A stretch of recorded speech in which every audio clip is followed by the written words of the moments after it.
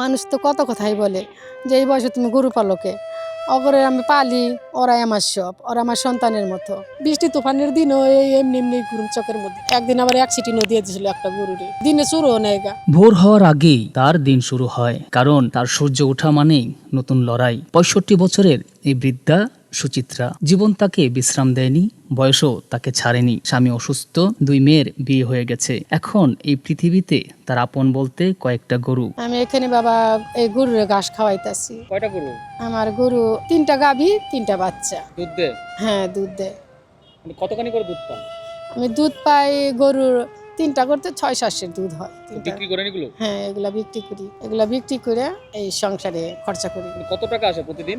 এই প্রতিদিন আসে হলো 100 টাকা করে বিক্রি করি, 600-700 টাকা আসে। তো এগুলি দিয়েই আমার গরুর কুড়া আনি, খের আনি। যখন শীতের দিন এখন একটা খেরের আটি নেয় 20 টাকা, এখানে টাকাটা অনেক কিছুই দাম। এই যে সেদিন 4000 টাকার খের আনছি, ওখানে ঘরে খাবার নাই। অনেক যে কষ্ট মষ্ট করে গরুরে বাঁচাম না, নিজেই বাঁচুম।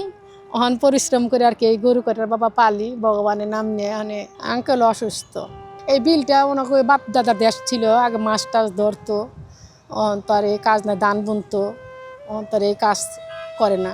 ছেলে মেয়ে নাই? ছেলে মেয়ে আছে, ছেলে ছোট আর মেয়ে 2টা বিয়ে দিয়ে দিছি। সারাদিন মাঠে ঘাটে ঘুরে বেড়ান তিনি। রোদে শরীর পুড়ে যায়, বৃষ্টিতে কাপড় ভিজে যায়, তবুও বাড়ি ফেরেন না, কারণ এই গরুগুলো না খেলে তার চুলাও জ্বলবে না। মা যেমন সন্তানের নাম ধরে ডাকে, তেমন করেই ডাকেন তিনি। দুপুরে রোদের মধ্যে আপনি এই বয়সে এসে যে আপনি গরু পালতেছেন, এতে আপনার কষ্ট লাগতেছে না, খারাপ লাগতেছে না? খারাপ লাগে বাবা, সকাল সন্ধ্যার সময় বাড়িতে গিয়ে আর একটা জ্বরের একটা নাপা নুপা খাইয়া সহজে ভাতও খাইতে চাই না, শুয়ে পড়ি। এই বয়সে আর গরু পালতেও চাই না।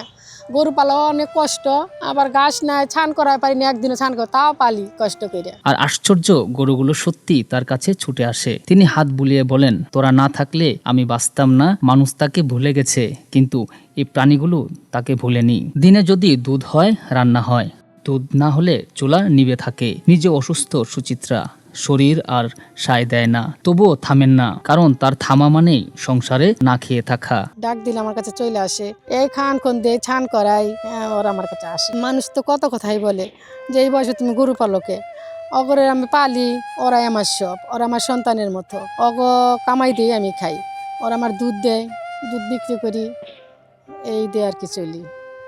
এটা না থাকলে তো আমি বাঁচতাম না। গরু ওরা আছে দেখে আমি বেঁচে আছি।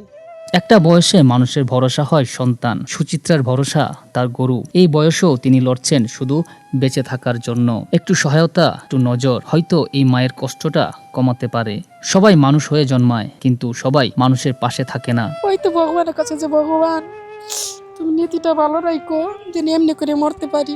একাদশী করি, একাদশী কইরো সারাদিন না খাই দিন যাই ঘুরি। যে বৃষ্টিতে তুফান আইতাছে, বৃষ্টি তুফানের দিনও এই এমনি এমনি ঘুরুম চকের মধ্যে। একদিন আবার অ্যাক্সিডেন্ট দিয়ে দিয়েছিল একটা গরুরে, দিনে শুরু নেই গা। কখনো কখনো একজন মানুষের পরিবার হয়ে দাঁড়ায় কয়েকটা অবলা প্রাণী। ক্যামেরা আশিককে সঙ্গে নিয়ে আমি সোহেল রানা, ঢাকা প্রেস, ঢাকা।